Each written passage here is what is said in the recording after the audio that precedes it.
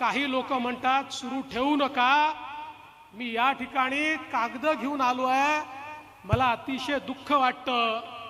बहिणींनो, राजकारणामध्ये वेगवेगळे पक्ष असू शकतात, पण लाडकी बहीण योजना बंद करा आणि या सगळ्या योजना बंद करा म्हणून काँग्रेसचे अनिल वडपल्लीवार हायकोर्टामध्ये गेले आहेत।